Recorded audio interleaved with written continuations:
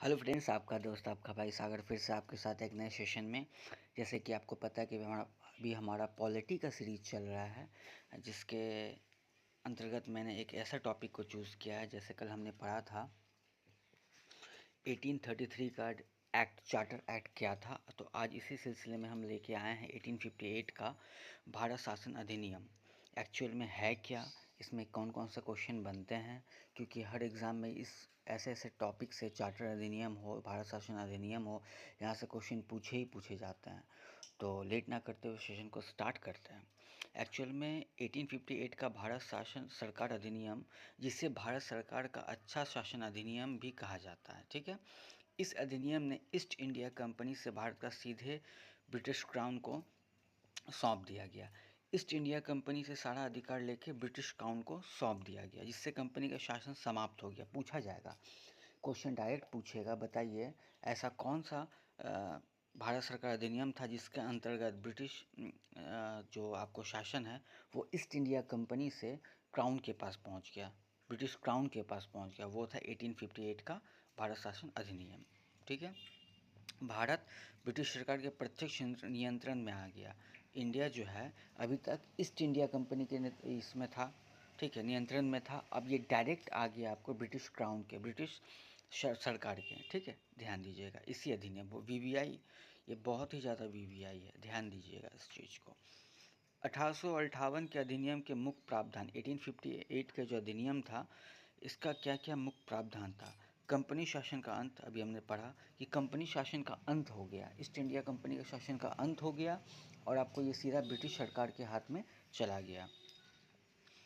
भारतीय सचिव का पद, इसमें क्या किया गया, भारत के प्रशासन की देखरेख के लिए एक सचिव पद का आपको गठन किया गया, ठीक है, पद को बनाया गया। ध्यान दीजिएगा किस अधिनियम के तहत भारत सचिव के पद को बनाया गया, ये बनाया गया था 1858 के भारत शासन अधिनियम के द्वारा, ठीक है।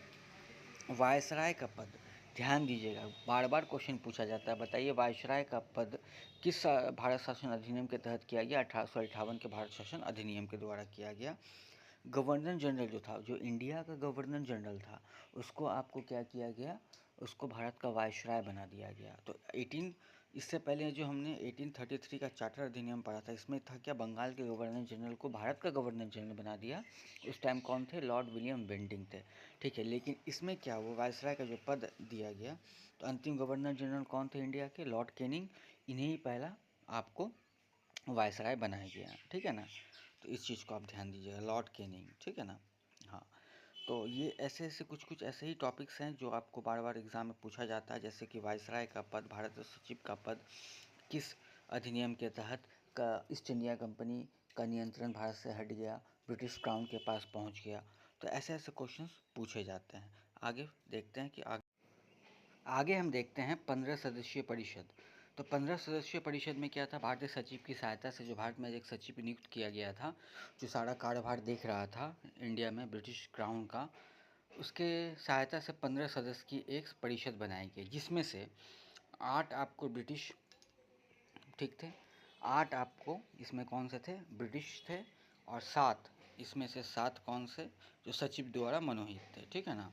8 आपको कौन से थे, ब्रिटिश सरकार के थे, और आपको 7 कौन से थे, जो आपको सचिव के द्वारा चयनित किए गए थे, ठीक है। ध्यान दीजिएगा, भारतीयों के लिए अवसर, भारतीयों के लिए क्या अवसर आया था 1858 के भारत शासन अधिनियम में, आपको क्या अवसर आया था। तो ये अधिनियम की योग्यता पर भारतीयों को ब्रिटिश सरकार में सेवा करने की अनुमति दी गई। किस अधिनियम के तहत, ये क्वेश्चन पूछा जाता है, किस अधिनियम के तहत भारतीयों को ब्रिटिश सरकार में कार्य करने की अनुमति मिली है 1858 के भारत शासन अधिनियम में।